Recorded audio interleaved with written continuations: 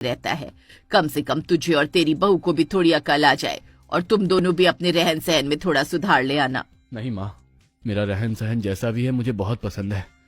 बस इतना कहता हूँ कि आप जब भी अपने इस भोले बेटे को याद करेंगे मैं हाजिर हूँ। माँ बाबूजी, हम दोनों को आशीर्वाद दीजिए। शंकर और मधु माता पिता से आशीर्वाद लेकर वहां से वापस गांव लौट आते हैं। वहीं हरि और कौशल्या घर के अंदर आते हैं। फिर मोहन और उसकी पत्नी से मिलते हैं। माँ बाबूजी, आप यहाँ? हाँ बेटा, हमें तुम्हारी बहुत याद आ रही थी। और वैसे भी बेटा, अब हमें गांव में नहीं रहना है। तुम्हारी तो बहुत बड़ी नौकरी लग गई है, साथ में बहू भी नौकरी करती है और तुमने इतना बड़ा महल जैसा घर भी ले लिया। अब हमें वहाँ गांव में उस टूटी फूटी झोपड़ी में रहने की क्या जरूरत। अब वहाँ रहने का मन नहीं होता, इसलिए मैंने और तुम्हारे बाबूजी ने सोच लिया है कि अब हम तुम्हारे साथ ही यहाँ पर रहेंगे। व्हाट? ये क्या मोहन, तुमने तो मुझे इस बारे में कुछ नहीं बताया। मैं ये सब बर्दाश्त नहीं करूंगी। तुम देख नहीं रहे अपने माँ बाप का हुलिया कैसा है। अगर मेरी मॉम डैड ने इन्हें इस हालत में देख लिया तो ना जाने वो क्या सोचेंगे, कैसी कैसी बातें करेंगे कि मैंने कैसे लड़के से शादी की है। मुझे कुछ नहीं पता।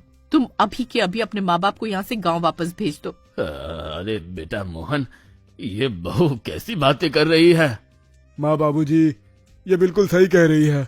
आप तो जानते ही हैं, शहर का रहन सहन, उठना बैठना बिल्कुल अलग होता है। अब मेरा उठना बैठना बहुत बड़े बड़े ऊंचे लोगों के साथ है। सब आपको देखेंगे तो मुझ पर हंसेंगे, मेरा मजाक उड़ाएंगे। आप अच्छा खासा शंकर के पास रह रहे थे, फिर आपको यहाँ आने की क्या जरूरत थी? भिजवा देता ना मैं आपको हर महीने पॉकेट मनी। बेटा, तुम ये क्या कह रहे हो?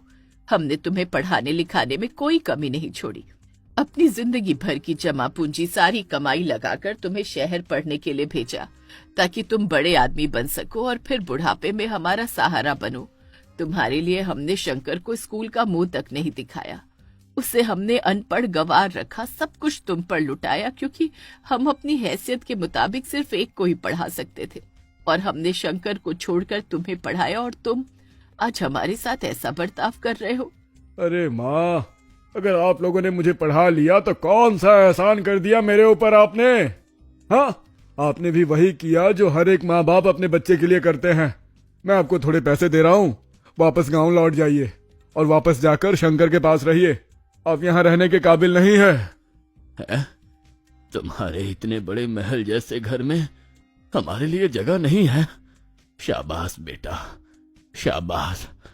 मोहन और उसकी पत्नी माता पिता को अपने पास रखने से इनकार कर देते हैं और शंकर के पास गांव भेज देते हैं। मोहन के द्वारा ठोकर खाने के बाद हरि और कौशल्या की अकल ठिकाने आ गई थी। वो बहुत शर्मिंदा होकर शंकर और मधु के पास लौटते हैं। आप माँ और बाबूजी के लिए उदास है ना? कोई बात नहीं, मुझे उम्मीद है कि वो एक ना एक दिन जरूर हमारे पास वापस लौट आएंगे। तभी थोड़ी देर में हरि और कौशल्या वापस लौट आते हैं। उन्हें दरवाजे पर खड़ा देखकर शंकर बहुत खुश हो जाता है।